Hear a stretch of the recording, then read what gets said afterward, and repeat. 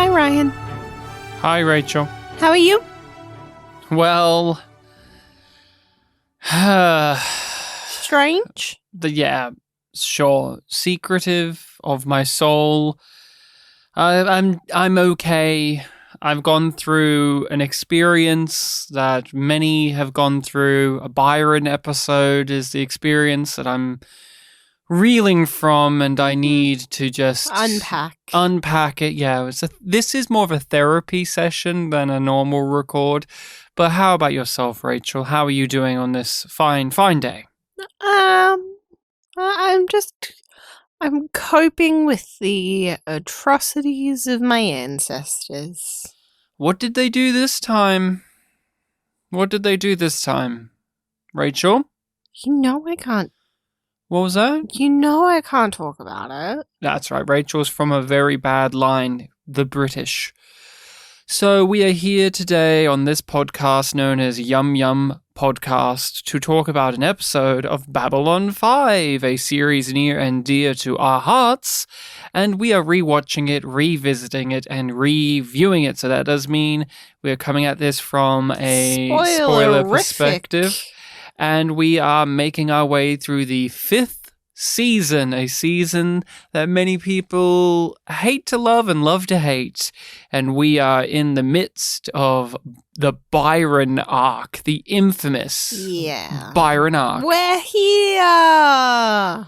We're known as YumYumPodcast because we are named after an infamous moment from Star Trek Discovery in which a character said yum yum out of nowhere. It was a piece of screenwriting that was allowed, and we never will forgive or forget it.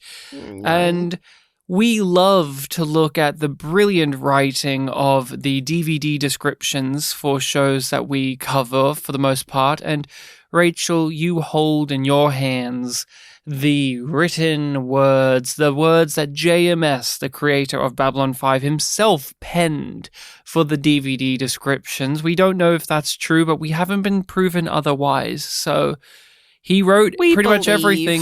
We believe, and isn't that what's really important at the end of the day? So what episode of Season 5 are we watching and talking about and going through? 7. Secrets of the Soul. The truth must be known. For Franklin, that means revealing the hidden genocide committed by the secretive Hayeks. Mm-hmm. For Byron, it means coming to terms with the disturbing origins of the telepaths. Of the what? The telepaths. Just whisper it more. Byron will pick it up with his mind. For Byron. Oh. Remember him? Oh, I do. For Byron, it means coming to terms with the disturbing origins of the telepaths. What disturbing origins they are.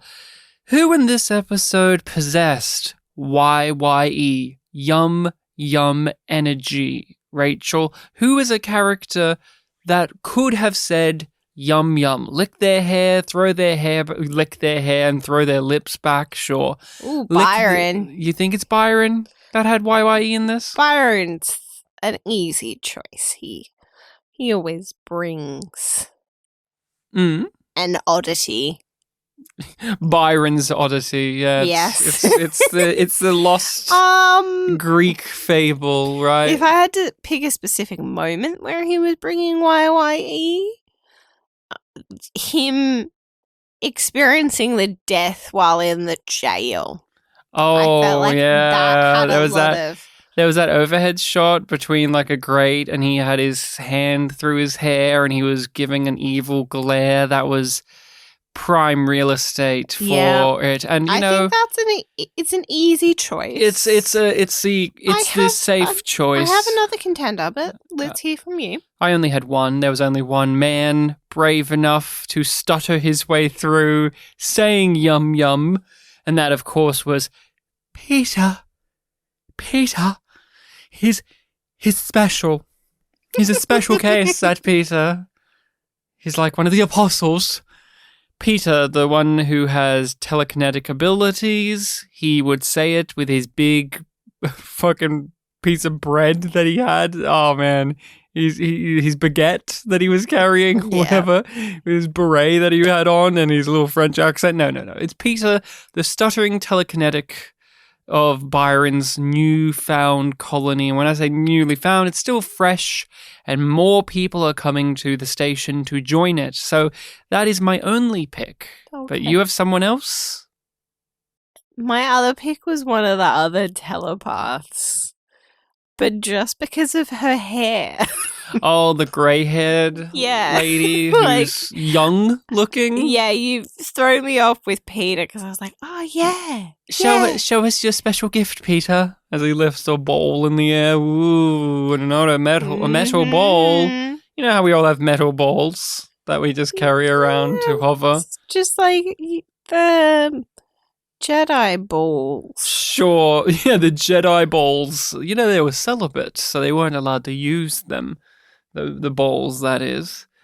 They're a bit too big for Benoit balls. They're far out, man. The Jedi don't know what Benoit balls are. They're sexless. They had sex in Star Trek, man. Nobody get laid in Star Wars. Kanan had a kid? Yeah, they don't get to see any smooching or That's any true. That's just off stuff. screen. Secrets of the Soul, I stated in the last discussion, is the lowest rated of the 5th season. So it begs the question, is it that bad, and how do we feel about it overall? Now, in the past of watching through this, I have not liked this episode at all. It's remembered very much so in my recollections as the one where Byron and Lita have sex. Yeah. It is an image on the DVD itself. It's like the physical DVD.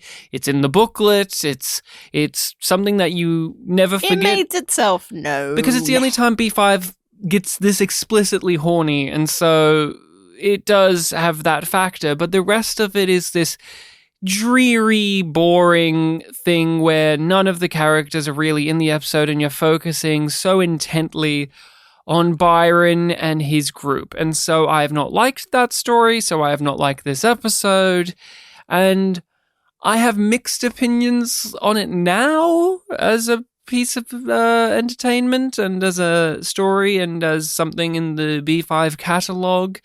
I will just be straight up with people. I think Learning Curve is a worse episode than this. I still think that this one somehow manages to be better than Learning Curve, which you could argue had more things going on, but I didn't like the things it was doing. While Secrets of the Soul, it has less, but it's the things it's doing, I don't know, I can't even say I'm interested in. It's just something about them. I will watch it more intently. Now, for yourself, Secrets of the Soul, what has been your journey with it over the years? It's one that I kind of forget about. It just kind of is. And that's it. It's not divisive for me because it's so forgettable. What makes it forgettable? Partially because it is so simple. And it is connected to other things, but it can go basically anywhere in season 5.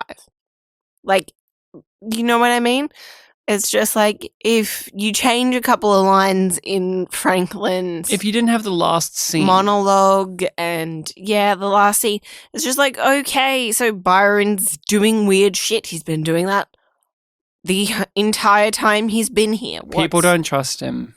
Lita loves him. Yeah, there are things that make it specific to this position, but I know what you're saying. Yeah. This is an episode that has the least amount of main cast members in it. It's Zach, Lita, and Franklin. Yeah. That's it. Byron isn't a main cast member. He's a guest star of Robin Atkin Downs. Mm-hmm. But there's only 3 cast members in this, unless I'm absent-mindedly forgetting somebody here, but that's it. We don't see Sheridan, Delenn, Garibaldi. None of the ambassadors are present. And it's a weird sort of bottle episode. yeah, because but it's not a bottle episode in the same way like the interrogation of Sheridan was. Yeah. Where that only has really Sheridan in it and guest stars. And that's only in one location. This is weird because it's a bottle episode inside of the active station where everything's happening, and it is a story. One of them, the Byron one, is actually very pivotal to things going forward, and is one that has so many moving pieces and so many people would be involved in it, but it is just Zach and Lita and Byron. That's it. No Garibaldi, no Sheridan hearing about all of this. No, none of that is going on. And season 5 was a season made with a lot of conditions, because this was them picking it up again. They thought that they were going to be over at the end of season 4, so let's wrap it up. TNT grabs them. Budget cuts, scheduling, change, shooting schedules reduced. Blah, blah. We lost Claudia Christian. We now have Tracy Scoggins. There's so much stuff behind the 5th season. But I'll be straight up again and honest with everyone here. Outside of this particular episode, I never really feel the budget difference or constraints or any of it. It still runs smoothly to me as a production. Was a cheap show to begin with, so it's just like it isn't as noticeable when they cut corners more. They got better, yeah, as they went along with how to use their budget. The visuals improved, the acting improved, the direction, all of that stuff became a very tightly wound machine within the constraints of their budget. And so when you come to something like this, an episode where none of the cast is really in it, and it is in very specific locations, ones that are small or empty or pretty barren, I can't help but feel the lacking budget here, and that this is an episode made out of a compromise. A necessity. These actors have a contract for this many episodes that requires this much budget. We have a contract for this many episodes in the season. Mm-hmm. And we only have this much allotted to us budget-wise and production-wise. I never really bring this stuff up all that often. If you've ever listened to the podcast, this does not really come up all that much because that doesn't matter to me as a viewer. If you are telling a good story, if the characters are compelling, the acting's great, you got some neat concepts in there, I really don't care about the business side of it when it comes to it like this. It was great to talk about in the first season as like a contrast, or in The Gathering as a contrast to where it goes from there, but we're in the final season now, Rachel. Yeah. And we get an episode like this that did not really exist even in the first. Even in Grail, we still got all of the cast members basically in it. And I don't know. I think that's a massive strike against this is, although it is simple and it tells its stories pretty coherently, to the point where you don't need all those other characters in there. Yeah. I'm so used to this being an ensemble show that when it removed it without a seemingly good reason to it, I can't help but feel negatively towards the episode. And I don't know if that's fair or not, but it is what it is. Yeah. Your thoughts on just this aspect of the episode, because it is something that stands out. Yeah. Yeah. But it's just sort of something that I just accept about B5 in general. So when it comes around to the 5th season, I'm like, oh yeah, like, it just is that. It doesn't detract from anything for me. Okay. So, like, there are moments where it's just like, oof, that's a bit noticeable. But I think this is one of the episodes that really stand out to me as feeling like, oh, this is a consequence of all of these other things falling. It's forgettable because it has removed so many of the complex things that we have come to expect. Mm-hmm. So it's not just because cast members aren't here. No. The two stories we are flicking between the A and B sides are straightforward to a painful degree. Yeah, it's just like, why... we're used to getting more substance. And then this episode has two extremely lean plots. You know where they're going from the drop. Yeah. And you know how the characters are going to react. It's just like...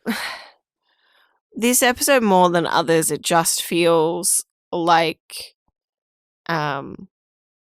is not hopscotch, it's a garden path. How many angels can dance on the head of a pin? That question baffled religious thinkers for centuries, until someone finally hit upon the answer. How many angels can dance on the head of a pin? As many as want to. How many of my brother and sister telepaths are coming? As many as want to. We open up with a very ominous monologue. The music is very much building atmosphere. Richard Biggs' line deliveries are made ever so specifically.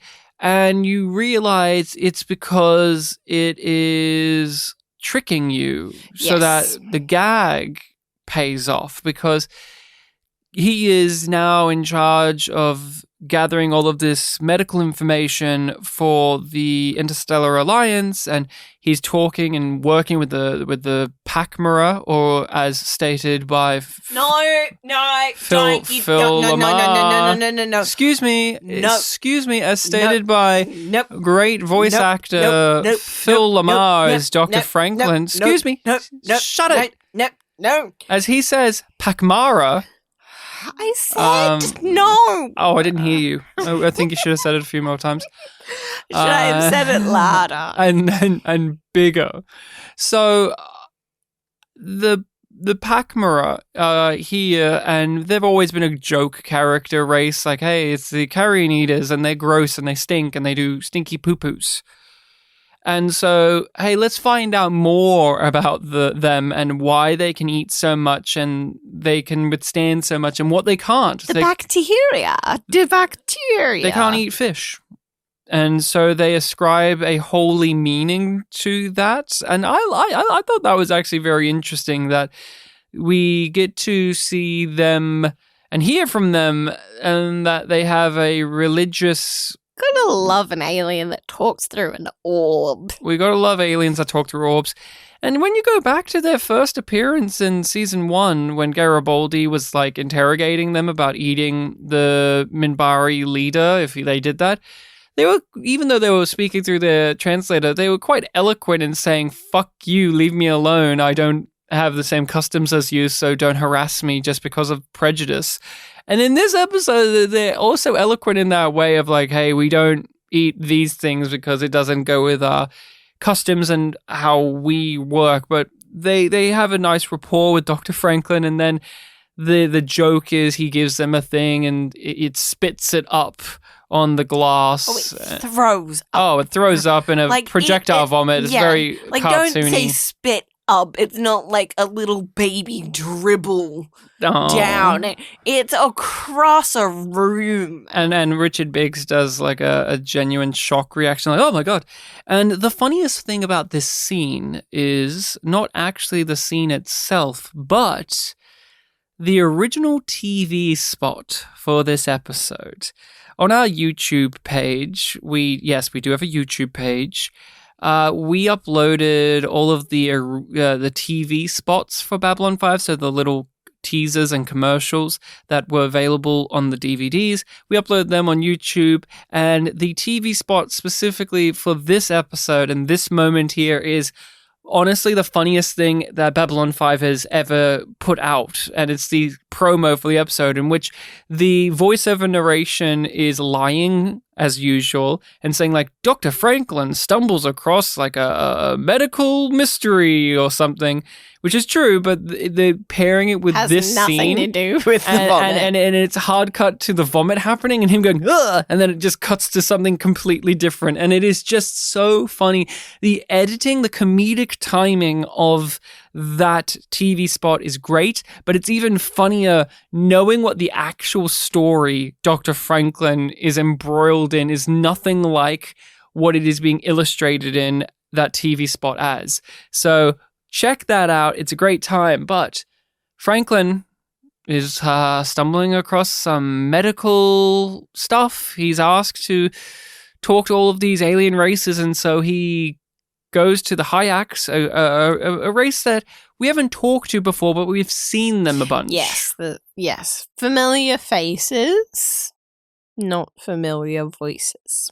So what is he having to do, and what does he get involved in with Rachel? Well, he gets some documents and realizes that they don't go back that far. And is just like, well, what are they hiding? And he figures out that there used to be a second race on their planet. And whoopsies, they did a genocide. That's the way they describe it. They're just like, oh, it was one thing led to another, and then, oh no, now they're extinct. We It's hunted just them. like, it's not a whoopsies, guys. Like, Well, that was a system. Like, they're not taking responsibility for those actions. Oh yeah, and you're jumping straight into the meat of the matter, which is fair because there's not much else. Well, no, the thing is, the truth is, once you get to the reveal and the arguments and conversation had, that's fascinating.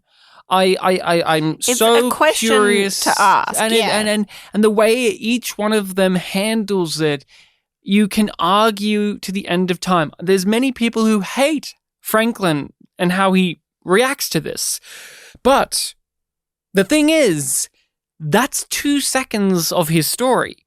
The other 40 minutes of his story is the him... The investigation, and I find... It's like he doesn't even figure it out on his own. That's the thing that annoys me. Well, no. He figures out that there's a secret. Yeah. But he doesn't piece it together. The elder, one of the two Hayeks, is just like, look at this, now look at this, look at this. But in all fairness, he was going to piece it together, but they stopped him. And the reason that I think that works a bit better is we've had too many episodes of Franklin doing the other version. Yeah. So I can understand the pivot here. And also, this is JMS using his Murder, She Wrote toolbox, in which you have the killer and or the investigator explain the thing. But he's investigating it, and there's some interest in how he solves this because he needs to try and get along with them diplomatically. He has to really let them know that he is a man of principles and ethics when it comes to the oath he's taken up as a doctor. He proves that in the episode when they point a gun at him. He still does not, bend to the pressure of his life being in danger when it comes to his principles as a medical professional. He stays strong, damn it, he stays strong. And he we know, like, he has done this many times during the series, but specifically in the Mbryo War, when faced with his research being used for biogenic weapons, he destroyed the research because life is life and we should not do this. Even though humanity, not just himself, but the whole of humanity was at the point of extinction. Yeah. He stuck with his morals, even if you disagree with them or if you question them. He does the same here. He's always on point with these things. But we spend so much time with him having to get paperwork, and then the paperwork doesn't add up, so then he asks the computer to look into things, and then we cut away to the other story and then cut back, and the computer's found things, but it's not the right thing, so he needs to think of this from a different angle. And you know what really popped out to me You know when we did Exogenesis and we didn't like that episode? Yeah. And that's a medical mystery episode with Franklin? Yeah. You know what he did have? You know what he did have in that? What? Someone to talk to. He had Marcus. Yeah. He had Marcus to bounce off of. In this, you know who he has? His log. The computer. And the computer isn't a character and it doesn't really speak. And so, and I love Richard Biggs. I love him so much. He's working hard. But so many scenes are what I find to be thankless work, embarrassing, honestly, of him doing the unnatural speaking aloud to himself because he's actually talking to us. Well, that's so strange. It only goes back 800 years. Well, I better look into this. The Hayek-Do. What are the Hayek-Do? Could you... it's too much of him having to speak aloud to us because he has no one to speak to. It's always... you just said it. It's like a lazy trick. But usually this lazy trick is part of something else. Is always... It's not two lazy tricks strung together. You have to dispense exposition. There's nothing wrong with exposition. No, it has to be done. It should be done. It is a necessary thing. But the way you do it is where the skill of writing comes in. And this is not an episode that feels like it was made to be the best episode it could be. It feels like it was made to fill a slot and to fulfill a contract. That's what all of it screams to me. Yeah, it's so disappointing because you could do something with this Dr. Franklin storyline and it's not a problem with the things itself. It's a problem with the execution of them. Oh, definitely. And it has its purpose. It's not like, oh, you know what, they should really remake this episode. It's just, this is a step down from what we expect of Babylon 5 now.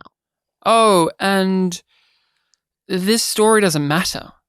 Like, it's not even that it doesn't matter to the ongoing threads of this series, but it doesn't change anything.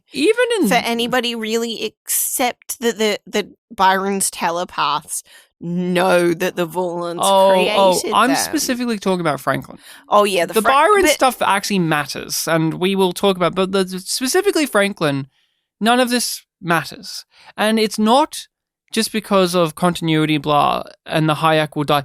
It's not even mattering greatly to thematic resonance because when we had the Markab die, we heard little bits about the Markab afterwards, and we heard little bits before them, but it was thematically resonant. It rang out. It had a purpose, and it contributed to the whole show, like the thematic statements that the show is offering up. And it was wonderful to see the contrast of ideals between Franklin and Delenn. Franklin was left a broken man at the end of that, saying nothing changes, while Delenn was faith manages.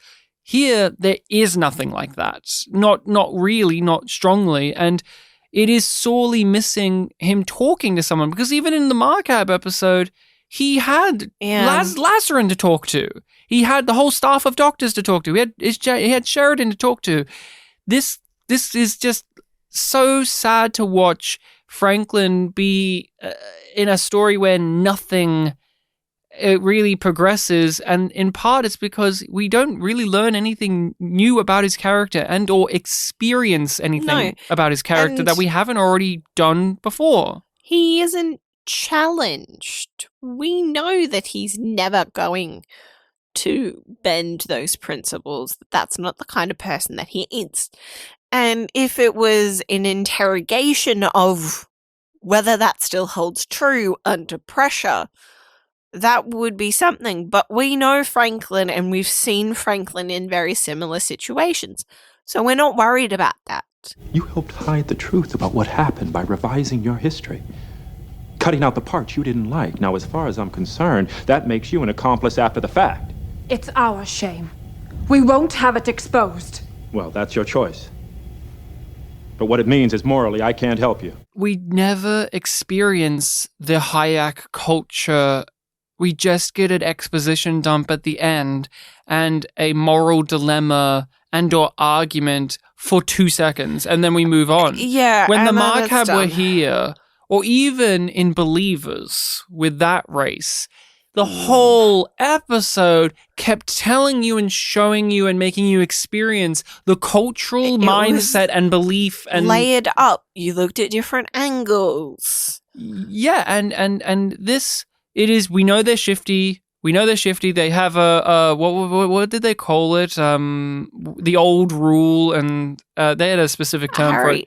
It was something aristocracy. Yeah, but I can't remember. geriocracy. But they had that, and that's a cool idea, but doesn't really mean much to the episode, other than the ambassador pulls rank with The old people decided.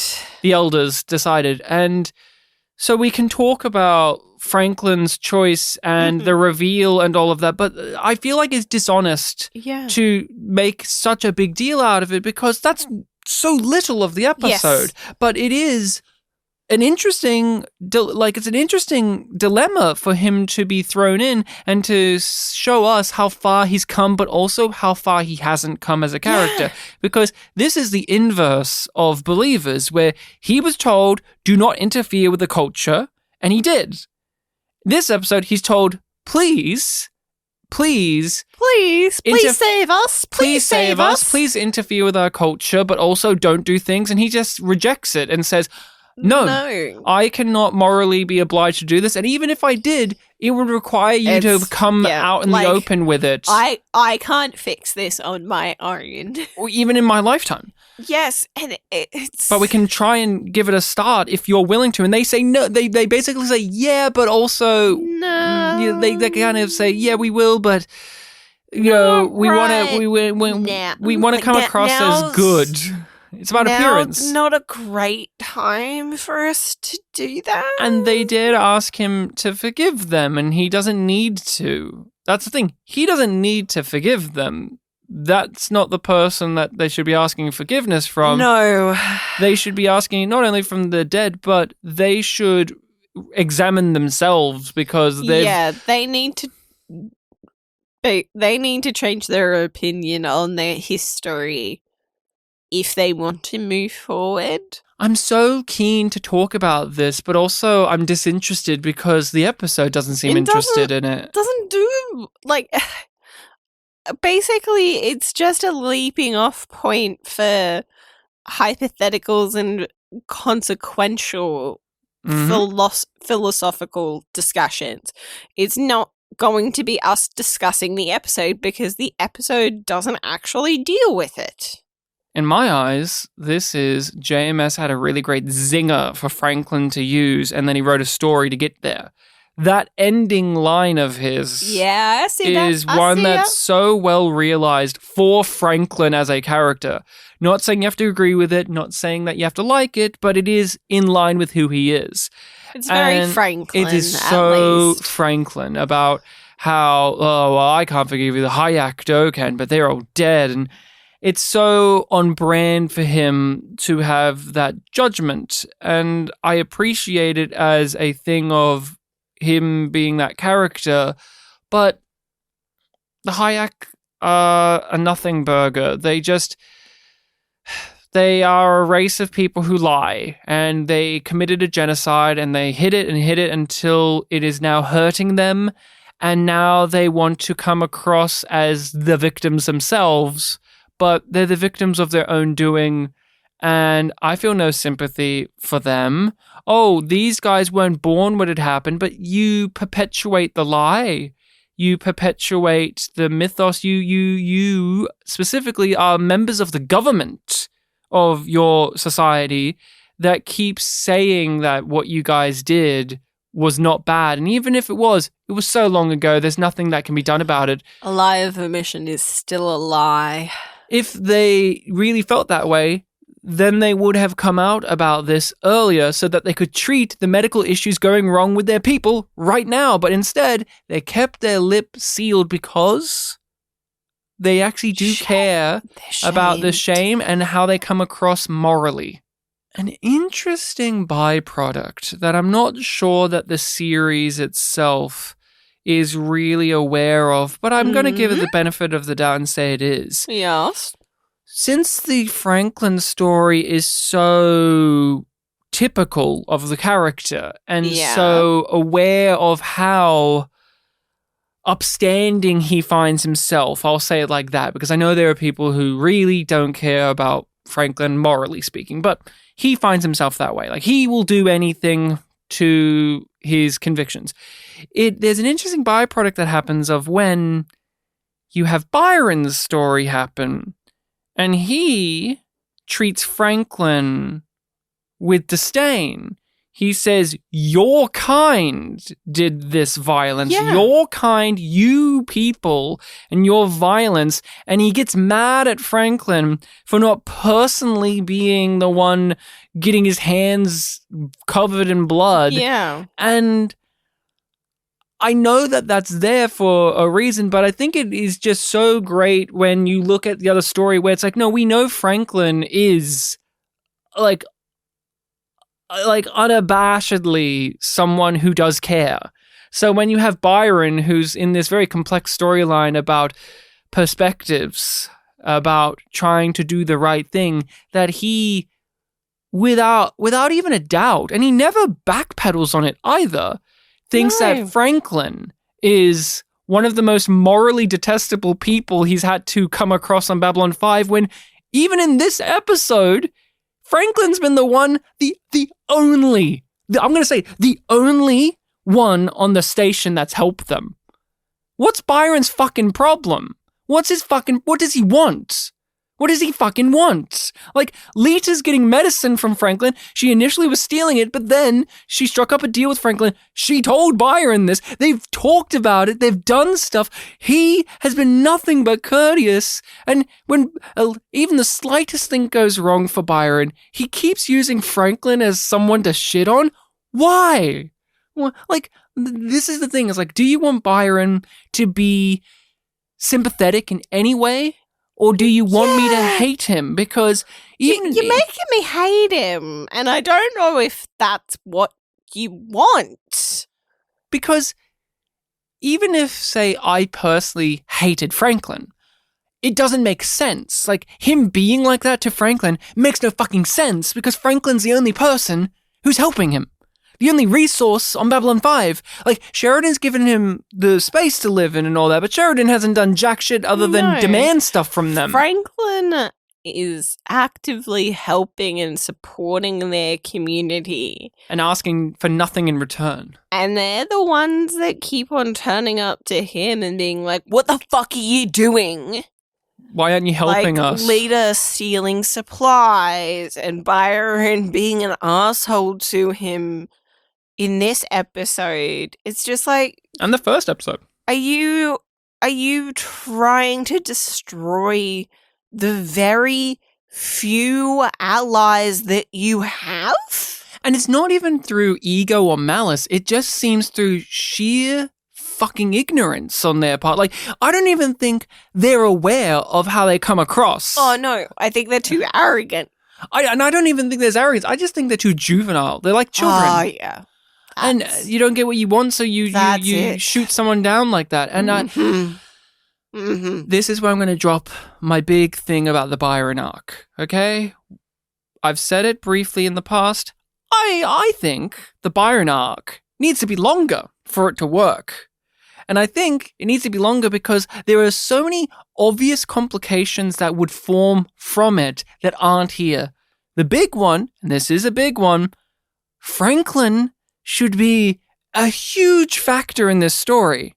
Franklin does not really get involved with the telepath arc. No. He is a bystander. He helps them. He gets made a hostage in their last episode. But he is the guy that we've known to help the telepaths run an underground railroad, do all of these things to benefit them. He's a friend of Lita. He's worked with Lita. He felt morally conflicted about using the telepaths as weapons, those ones with the shadow technology. He still has some that he wants to help. Like, he has done so much on their behalf. So it's always been strange to me, and I don't know if you've ever felt like this, but you have a whole journey about these renegade telepaths who want civil rights, seemingly, and Franklin has no opinion on it. Yeah. Yeah. And he's a member of the Interstellar Alliance. Like, he is a member of it. Like, he's one of the head dogs of it. Yeah. And he's an important person in that system. And I could be a very important player in them getting what they want. But it just doesn't do it. And this season is bittersweet. You have characters going against one another in these big political ways, like with Lita breaking away from the Interstellar Alliance and joining this colony, and she feels conflicted about that. But also you have enemies joining up with Jakar and Londo. Yeah, on the positive end, you have interpersonal things like Zach and Lita's friendship and connection deteriorating during this, as well as Garibaldi later with his alcoholism and how that puts a giant the impact of his relapse, giant gap between his professional life and his friendships. But Franklin, I honestly think if this was a properly dedicated storyline with Byron, Franklin would be like Lita and side with them. Yeah. And probably disregard a lot of the things that he's ordered to do by the Interstellar Alliance, because guess what? That's his character. That's what he's done. He would say, I don't agree, to the point in which I'm going to go down there and I'm going to help them. And if you're going to get up my ass, John Sheridan, then see, and from there, you have many stories you could go with. But I don't know, it just feels like they're not interested in the telepath arc here, really. How is he?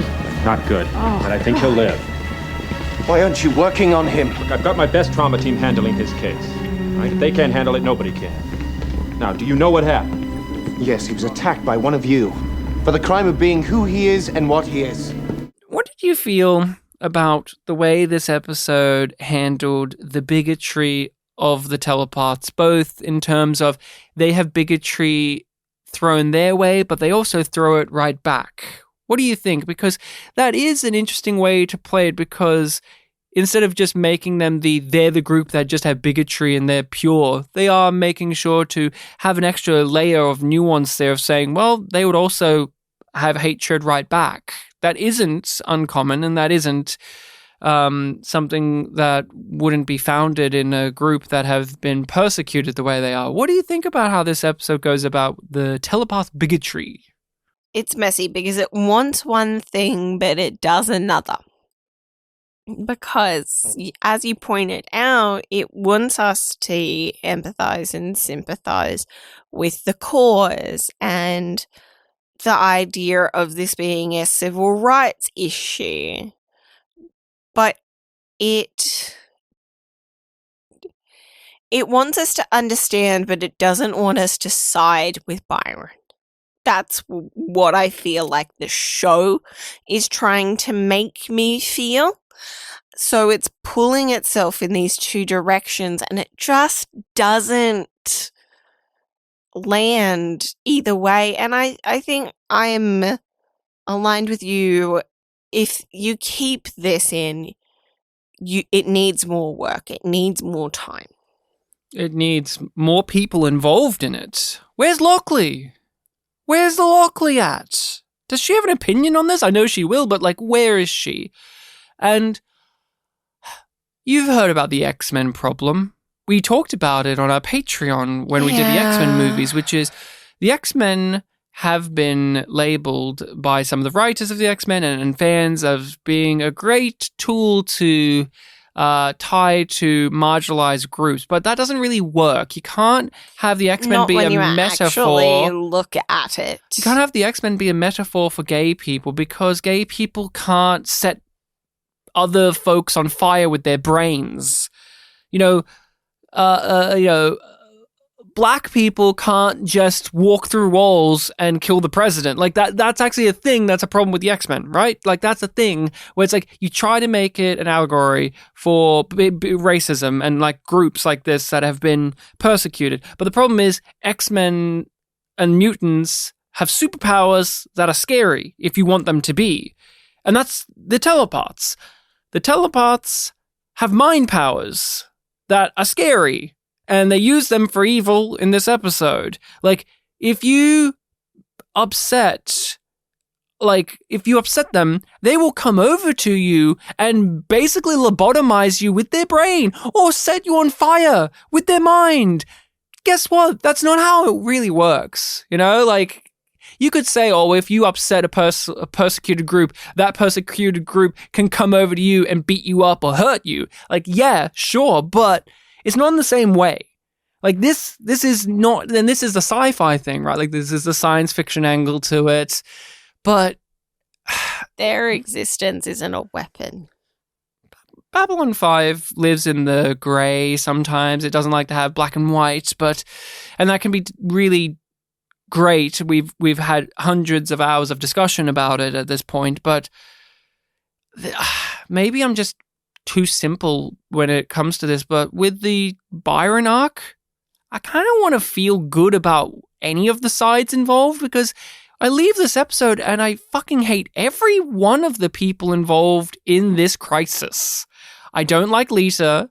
I don't like Zach. I don't like Byron. I know I don't like how Sheridan's handling it and how Lockley's handling it. Like I don't feel good about any of them, but it's not the type of I don't feel good that comes with a sense of purpose and direction behind it all. It just is a sloppy mess. And with the bigotry angle, I actually really hated how they handled it in this episode because it felt so childish.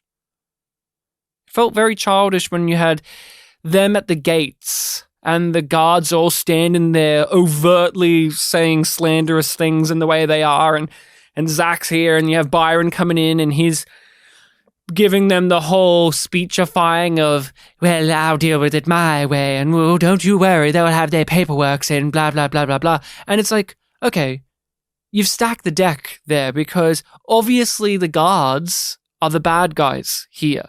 But the problem is, they're right in terms of these people should have some fucking identification. They should have something for us to let them on. And Byron does the whole, you guys are bigots, but don't worry, we'll give you the papers later. Do it now. So then why don't they have them ready? Like, if you know that all of these people are coming and you do have their paperwork, let the station know.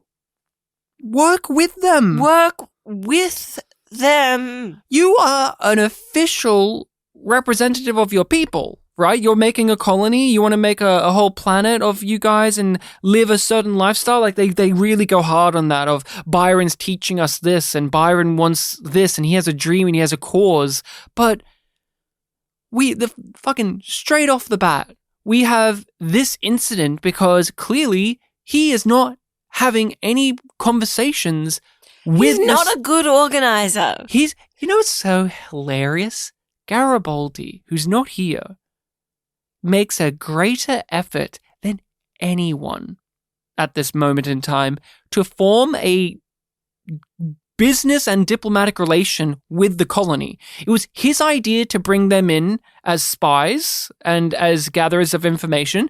They rejected it, but he still pressed on it, and then eventually he won them over. And he's the guy that calls them in for meetings and gives them dossiers and briefings, and he's the guy that actively is trying and treats them like an organization, like a group that needs it, that has a purpose. And he even quips at them like, "Oh yeah, don't be so excited next time. Gather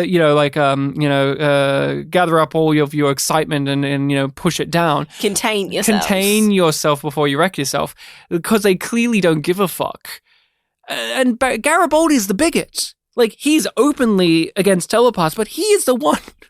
He's the one in the whole Interstellar Alliance and the telepath colony that's making a fair go of it. Isn't that fucking what? Oh, it's fucking astonishing. I've never recognized that before, but here we are. Because why didn't he talk to Garibaldi about this? Oh yeah, Garibaldi, we're going to have some influx of telepath refugees come onto the station and they may not have their IDs. And Garibaldi will say, oh, okay, that's going to be a headache for the security, but thanks you've given us the awareness of it, we'll make sure to figure things out. We've seen Garibaldi do this before, like with the Narns, for instance, when they had the Narn refugees and they had an influx of them come on. Okay, fine. But we don't get that. It's because we need to establish very clearly that Zach is a bigot. And we need to establish very clearly that Byron is also prejudice. And so you have to do it in these ways where it just makes everyone look like an incompetent fool who has no way to handle these things. Like, I am not someone, nor are you, that has ever had to run an organization like what Byron is doing. But I have deduced things that would probably be better than what they are. And I figured this out when I was a teenager watching this show too. I'm like, why didn't he do this? And I think about these things a lot. Zach Allen. We're fans of Zach. He's a creep in this episode. I really was noticing how much he is just grabbing a hold of Lita and leading her. And she looks pissed. Rightfully. Is it in line with his character? Yeah, like it's not like right in line, but it doesn't feel too far off. It feels like they've skipped a few steps and made it more convenient. You took it right out of my mouth, perfectly articulated it. It feels like there's 2 or 3 episodes missing from the point of view of Zach. These telepaths have barely been here.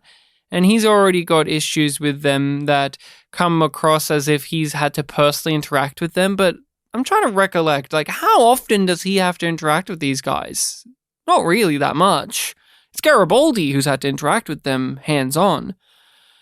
And I don't like what they do with Zach here because it is such a drastic escalation.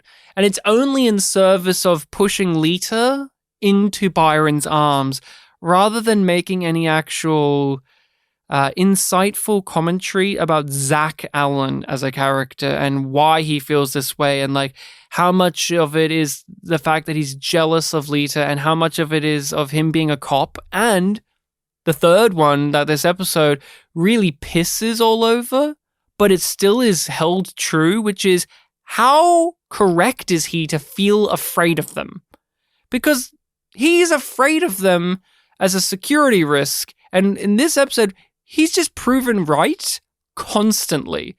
They do horrific shit that just further solidifies why he has a problem with them. But it's framed in such an antagonistic way where he's clearly jealous of Byron because he personally has feelings for Lita. Those people are telepaths, same as me. Oh, no, not the same. The way they hang together like that. I don't like it. And that Byron guy's the worst of the bunch. Byron is a sweet, charming, sympathetic man who's trying to create a better world. He's trouble, and I don't think you should be seeing him anymore. It's just contrived. That's what it boils down to, right? Because, as you said, it's just to drive Lita towards Byron. He keeps saying those people. Yeah, and it's just like it doesn't feel entirely not Zach. The same way that it's just like, well, when Garibaldi started acting weird, it didn't feel entirely not like him. But it felt purposeful when it was Garibaldi doing weird things, because it was little. And it was incremental and it built up over time. And they were tracking with things we knew about him. I've never known. Yeah, we know that he has the hots for Lita, but I never knew he was a bigot towards telepaths until this episode really comes in with it. Because there's a way that this could be written and played where he means that he finds them scary because they're obviously a menacing cult that's being led by a martyr. Yeah, and the statement that he had in the other episode where it's like I've known men like him. I knew a man like him on Io or whatever it was, and that they do this. But that... And if he gave that story to Lita of, like, this is what I've seen, and this is what I'm seeing in this situation, and then she still said that she would follow him, and that scares Zach. That could have been something. You could have brought back in the Night Watch aspect. He was somebody who fell in with an awful group that used tactics to slowly indoctrinate people around you, and Zach fell hook, line, and sinker for it, and he was lucky enough to break out of it because friends around him pulled him out of it. Like, he's trying to pull Lita out of this. Not to say that Byron's group is a fucking supremacist group, but, like, you know what I'm getting at. But what really kills me is they could play this scene with a little bit more mixing and ambiguity. You could have Zach genuinely believe that when he is saying those people, he means it in the way that I was just referring to, but inside of that is a bigotry towards telepaths because he is afraid of them. And you could have a more, like, characterful scene for Zach when it comes to this, and it isn't there because it is more of a scene to say Lita is right to be pissed off, and I love the scene for Lita. We love Lita. We've established and this. She gets to say everything I wanted to hear Lita say this entire show. She gets her a standing ovation from me. Like, she nails it. She's completely correct. No notes for you. No notes for you. It's no notes for Lita. It's other than perfect. Just perfect. I will say that I feel like with bad Babylon 5 episodes, more than any other shows that we've covered,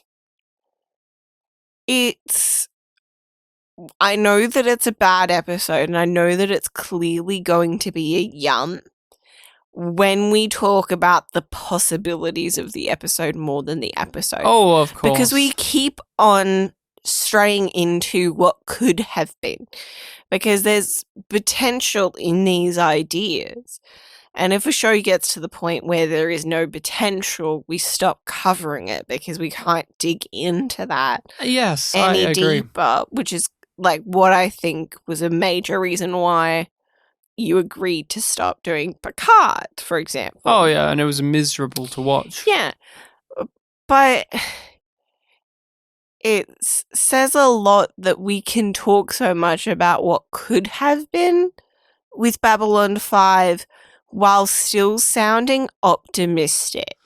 Because we know that it gets it right so often, and this type of critique of what could have been stems from the fact is there is so much already here that I just feel is missing the mark slightly. Like, what I'm saying and what you are saying about all of this stuff is still within the episode or the series that we are watching, but it isn't explored as deeply as maybe we are wanting to. There is a way of reading Zach in the way that I'm saying, but it just isn't there enough. And so he comes across as an arsehole racist cop who's a pervert and a creep. And I don't like that for Zach. And I don't think it gels well with where we go with him going forward, because it only exists in this arc. And then afterwards, he's a good guy again. And I don't think you can have that. I think you need to take more of a hard line with your character if you're going to make them a racist. Garibaldi, they do that constantly with him. Like, he's likable, but also he's a scumbag. Like, they make it clear that Garibaldi's a scumbag. Hence, we had season 4, where it was a whole entire season of him just being a scumbag and everyone hating him and everyone sidestepping him except for Zach, because Zach believes the best in people, even telepaths. But now it's framed as he likes Lita because she's one of the good ones, which is how Garibaldi looked at Lita. She's one of the good ones. And I'm not saying we can't have multiple characters perceive others in the same way, but we've already pretty much hit the nail on the head with Byron's poor leadership. Okay, then can we move on?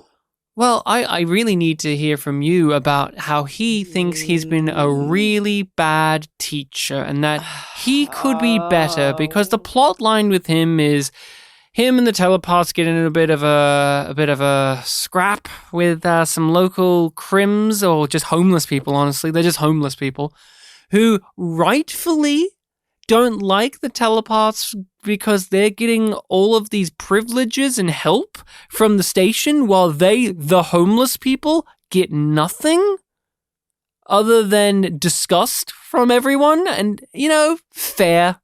We've never seen this show outside of Dr. Franklin help the lurkers. Marcus did. He used them as resources, but he still helped them. Franklin's the only one who's ever actively tried to help the lurkers out. He actually views them as people, for a start. And so them actually having a genuine grievance with the telepaths getting all of this stuff, including accommodations and a place to stay, that's a conflict that you could actually do something with. But instead it's just like Charles Dickens style villains. I don't know. It's like Oliver Twist style villains. It's just the tough guys. Yeah. Yeah, it's shit.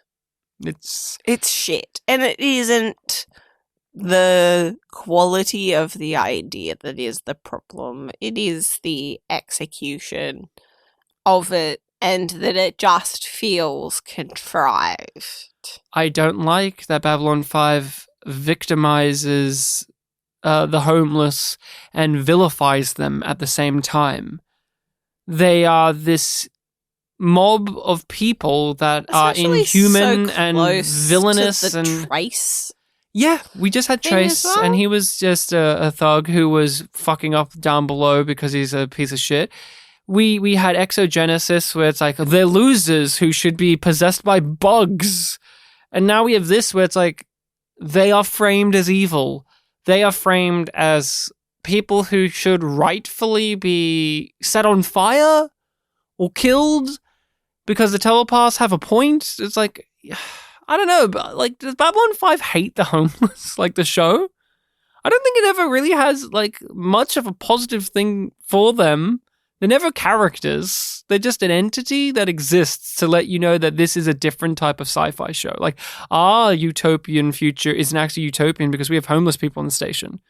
I don't know. It's always been a weird sticking point, but the main thrust is Byron's group, when things go wrong, go to violence. And if Byron's not there to calm them down, if he's physically not there to calm them down, nothing is stopping them from enacting terror upon others. Yeah, and I think that there is something to be said about, like, obviously what he's doing isn't working. Because if he wants this, he's not... I have a problem with the fact that he says teaching. Because to me, it looks like he's not teaching them, he's telling them. If he was teaching them how to be pacifists and to take this path, then they would have strategies to use to avoid this. It makes some sense that the telekinetic is new there, so his immediate thing is it. But he knows Byron. He knows Byron's lessons. So I feel like there should be something there. And it feels like he's not telling them, he's not teaching them, he's telling them, because when he's not there, they're not doing it. And there is a stage in teaching like where that happens, but also he's dealing with adults, so that again creates a different dynamic as well. He's dealing with adults with severe trauma too. Yeah, and it's like it's this weird mix of things, but I still end up thinking other people's decisions are not your responsibility, Byron. You are there to guide and to help those people. That's what Lita says. Not stop them from making mistakes. That's Lita's argument too.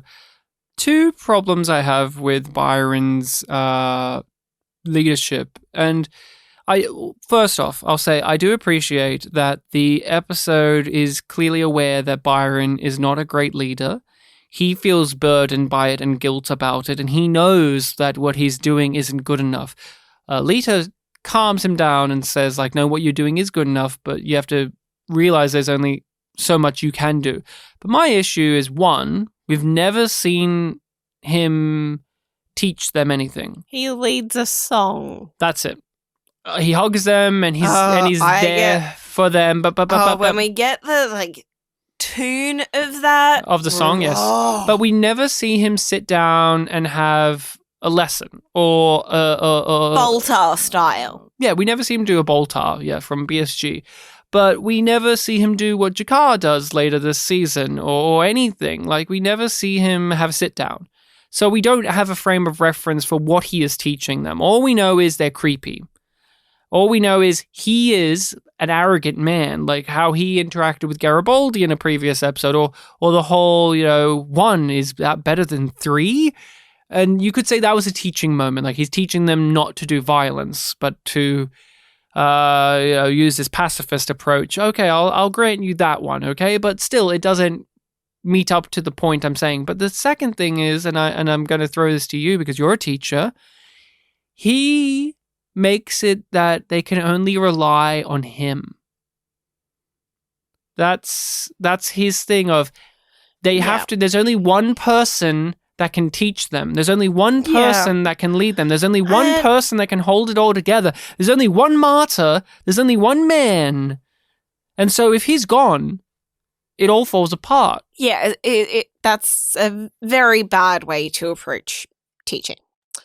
I am a firm believer, as are, most people in education, in the gradual release of responsibility.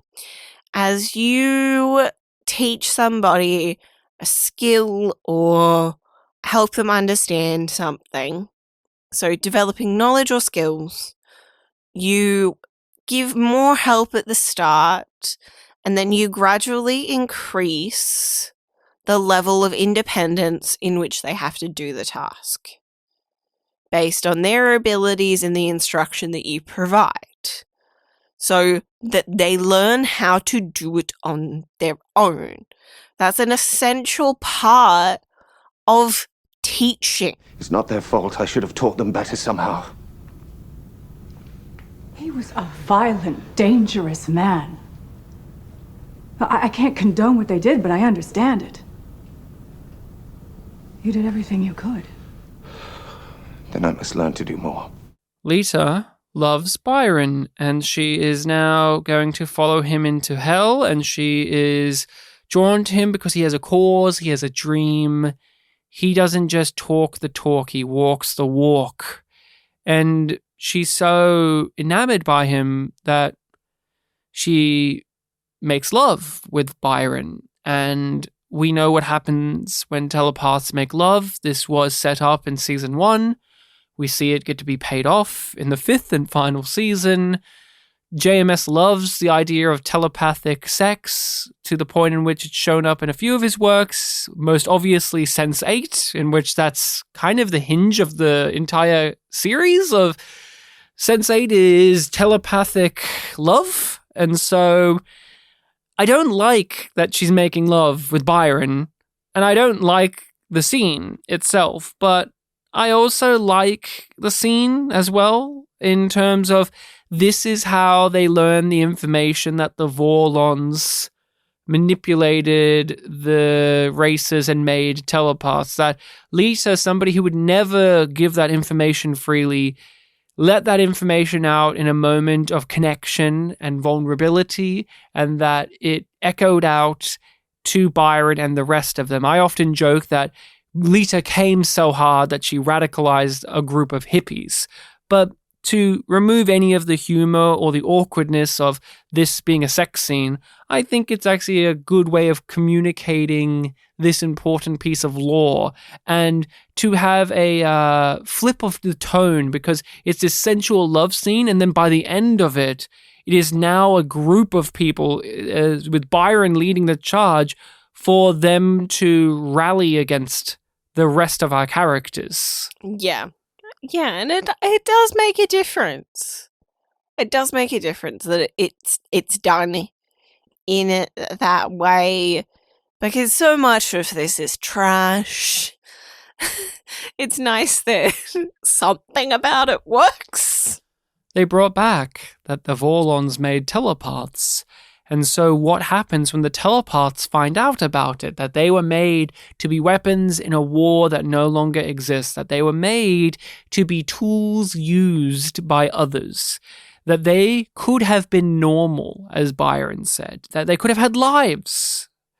And although I am not a huge lover of the Byron storyline, and I'm really disappointed that I'm not digging it as much as I was hoping to on our watch through and analysis of episodes, because if you listen to previous discussions, I'm actively wanting to see more merit in this storyline, but thus far it's not really been there. But I know for a fact that I really click with it a lot more once we get to the next story bit, because them learning about the Vorlons gives them a direction.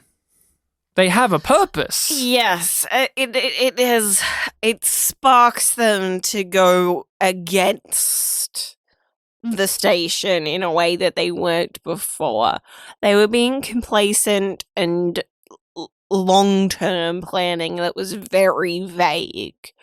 But now it's like, those fuckers took something from us and we're gonna get it back. And we deserve rights, and we deserve so much from the people who have used us for their wars, and so let's take it. And as someone who's watched we're weapons, we're gonna act like weapons, damn it. And we've watched the show, we've known a lot of this information already, so it's great to see it pay off in a way like this, in which the people who have learned about their condition of being a telepath are the ones who have suffered because of it. It's different to say if you gave that and instead of Byron, it's Bester finds out about it. It's like, okay, well, what Bester would what? At most, maybe have an existential crisis that they aren't the evolved form of humanity. Yeah. Who cares? It's like, oh, they are well, in we his got eyes. Here, so we're here now, so let's keep making ourselves. He wouldn't care that much. It could be interesting to find out, but really, this is the far more compelling angle. Mm-hmm. The whole society of folk who have really had the worst existence possible because of their gifts.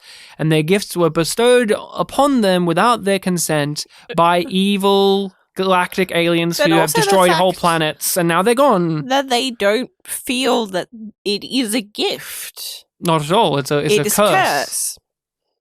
Whereas the Psy-Corps, they sell that it's a gift.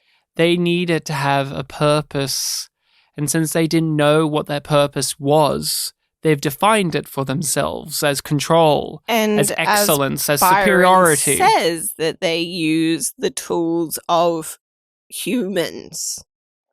Humans, the mundanes, the normals. I think it is time for the spotlight section of the show, where we talk about an actor or actress that appeared in the episode, big or small role, main or recurring or minor or one-off. We go over their performance, their career, any interesting pieces of trivia, and as stated, this one's a bit of a lighter episode, but there is actually a plethora of guest stars to choose from, mainly British people, which I couldn't help but chuckle at. I don't know if they just couldn't help but hire nothing but Brits this episode, but I did get a bit of a smile. Or, UK actors. I was about to say. We are going to be talking about who's the actor of discussion today, and what role did they play in this small, quiet episode. We're gonna look at the lead tough guy. Yes, the head of the lurkers. Carl? Yeah, I think it was Carl or something. Carl, played by Stuart McLean? I like how you're saying it with a question mark, like you really are unsure of yourself. Look, we didn't have many people to choose from, but we wanted to choose the most fun performance, and this guy comes in to play the head of the street toughs that run Babylon 5's. And it's not even that they're a group of criminals, they're just homeless people. Yeah, he's Carl, actually. Carl, who is played by Stuart McLean, yes, McLean, he was fun. He is fun in a cheesy 1990s television acting way in which he's going to over-exaggerate his accent. This guy is Welsh, if I'm not mistaken. He's been around the block. He is one of those character actors that's been in 1 or 2 episodes of a bunch of shows over the years. And he was, I was going to say spectacular, but spectacular in that specific way of just being a hammy actor. He comes up to Byron and they're UK accenting off at each other. He hits Byron and he has that amazing line of like, "Oh, must have been a teep trick. And he says it like how you would say a cheap trick, but he says, teep because they're telepaths. And he constantly, and I don't know if you're a big fan of this performance or not, but he was always having facial expressions. This guy was always moving his eyebrows and his mouth and his whole face. Like, this is a really physical performance. He's really just lunging out there with all of his limbs and bits, and I just couldn't help but keep looking at him because also he's acting opposite Robin Atkin Downes, who is very stoic as Byron. So you just have opposites playing off of each other, and I just loved it. Yeah, it was fun. It was interesting to see that kind of interaction play out because you get the feeling this happens on like a daily basis of them walking through this area to try and get to where they live and being accosted over and over and over again. And or these lurkers, every day they see these weird telepaths just getting luxury in comparison to them. Think you're big shot, don't you? All of you damn teeps. You come down here, parade around like you're in charge of the place, get free room and board, and you think you're better than us? The president has allowed us to stay here. Yeah? Big fragging deal. I've been here 2 years, and let me tell you, it ain't no honor. It's a joke. And so are you. Are you familiar with the actor? Have you seen him in anything over the years, or is there anything notable in his catalogue of work? There are a couple of things that I noted down. He was in an episode of Renegade. That was his first credit. He was in an episode of Buffy. Oh, really? Yeah, as Philip Henry in season 2, the episode The Dark Age. Do you remember this episode? No. What? I saw the thumbnail and I was like, oh, that's right, Angel was still in the show. Oh, season 2, isn't that when he comes in? I'm not a buff head. But anyway. Did he really come in season 1? Oh, wow, I didn't realize how early Angel came into that show. I always thought he was like a season 2 edition. But I'm not, look, guys, I've said it on the pod. I'm not a Joss Whedon head. I've watched Firefly and Dr. Horrible's sing-along blog. That's enough. Oh, this guy was in Scrubs as well. We really have all the Scrubs actors coming in here. Yeah, he's done a mixture of like dramas where he plays like the heavy, like he does here, but also a mixture of comedies. Yeah, his debut is Welcome to the Hellmouth. Yeah, Welcome to the Hellmouth. Yeah, he does horrors, like genre pieces, but I've noticed he plays a lot of doctors or a lot of medically based roles, like patients and doctors and experts and stuff. He was in ER for 12 episodes, but had 4 different names and titles. It was like tech, X-ray tech, blah, radiology blah, tech, blah, yeah. and then a name, and it's just like, did he evolve or were they different people? Yeah, he evolved over time. He's done The Mentalist, Medium, like a lot of those crime shows and Sons of Anarchy. The other thing of note please is tell that me. he does voice acting now as well. He's in the Street Fighter games. He's Dudley. And can you imagine what accent he uses? Yes.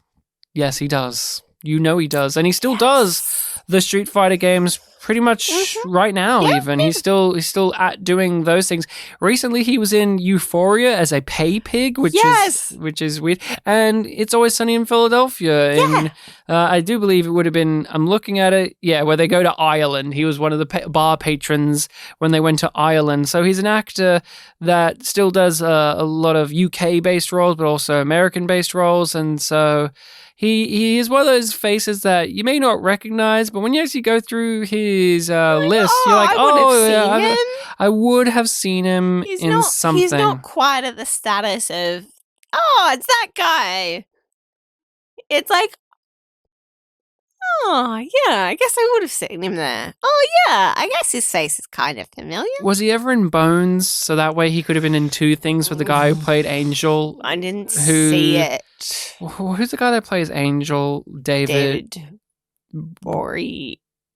Balls. Yeah, I agree. Fun fact, he was in he played Philip Henry in the same episode that had Robin Sachs as Ethan Rayne. This would have been the first Ethan Rayne episode, right? Like season 2, right? I don't think Ethan Rayne showed up in season 1. I think so. So that would be an interesting little tidbit. I'm not yes, Giles's past comes back to haunt him. As a demon, he and Ethan Rayne, summoned in their wild youth, seeks revenge on Sunnydale. So that would have been the start of the Ethan Rayne arc of Buffy. So there you go. You said that you weren't a buff head. Well, we've talked about that specific story and that actor and character on the show, so I'm aware of it through that. Look, if this guy, Stuart McLean, was in the same episode as Raymond O'Connor, and he played the other shark-based gangster in that scene that got kicked, that would have been an amazing double combo. But that is all I've got. He does include his acting reel on his IMDb and a few other places. I had a look at that, and that was kind of sweet. He's still active. I looked at some social media stuff, and he seems like just a nice bloke. He's just posting pictures of his travels around the world and set photos of things he's done over the years. Mm-hmm. Cool guy. And he got to be in B5 as another goofy thug. Yeah. Yeah, he did. But he had a twist. He was a homeless goofy thug, not like a professional goofy. He wasn't a gangster. That is a distinct difference, because I feel bad for rooting against him. Like, when you hear that they murdered him, I actually say that's probably a bad thing that they murdered him, because, he was mean to them, and It makes everything worse. He did try to kill one of them. It's not like he was innocent, but, I don't know. It's just something about how B5 handles the lurkers that makes me so upset.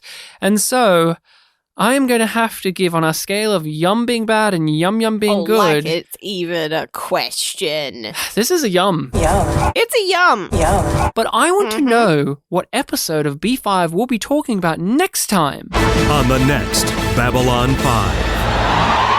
I think you could do a decent job at writing your own synopsis for this episode too.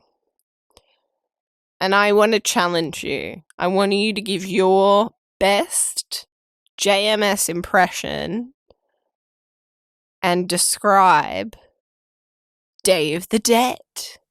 You want me to go first? Uh-huh. So it's a Neil Gaiman written episode. So this one has a little bit of a different flair. So let me do my Neil Gaiman description of Day of the Dead. No, but I think. Excuse me. Let me do my Neil. He didn't. Please let me do my Neil. All of the Please let me do my Neil. Please let me do my Neil. Fine. 'Twas an episode about some rather funny little chaps called Rebo and Zooty. They're giving up the comedy and going into the comedy of errors known as politics. Meanwhile, see, that's the thing that recurs. Meanwhile, the ghosts of Christmas past visit a bunch of our friends on Babylon 5 in the form of dead colleagues and or lovers of previous episodes and ones unknown. That's Day of the Dead. Thank you. It's a Neil episode, so I had to make it a little flowery and a little prissy and poncy. JMS's version now? Please do. It's far more straightforward. An alien ritual of remembrance brings several of the command team into contact with deceased friends and lovers. I got lovers Rebo part. and Zooty, the galaxy's wildly popular comedy duo, come to the station. I got the order wrong. Yeah. But I still got it in the end. So thank you all so much. I got the twist of it, the Christmas twist. I like how I make it a Christmas episode. This has been delightful to talk about a rather messy episode, yet very contained episode of B5. Like, it's messy, but not. Like, this isn't I'm a glad I get to sloppy... do with this. Yeah. I'm glad I get to do this with you. I'm glad too. We can be found on social medias under YumYumPod or YumYumPodcast. If you want to email us, you would direct it at yumyumpod@gmail.com. If you want to be able to contact us via Discord, you have to sign up for the Patreon. We have a Patreon in which we do so much bonus content, such as discuss episodes of The Expanse. Rachel and I are watching it for the first ever time, and if you want to hear all of that right now, you can head on over there, as well as us talking about movies such as the Star Trek movies, the X-Men movie franchise, RoboCop, and oh, so much more. If you haven't already done, please rate and review us on whatever podcast hosting site allows you to do so, as well as recommend us to your friends, family, and foe. But until the meantime, we have to just acknowledge that Jakar wasn't here. No. So there's no good eating to be had, but there's good fucking to be had, because he was happy to learn those pleasure thresholds. Did you know that his eye was in that scene watching Lita burn her way through Byron's pleasure thresholds? Yeah. And then we cut to him in his quarters and he looks at us with his other eye and winks.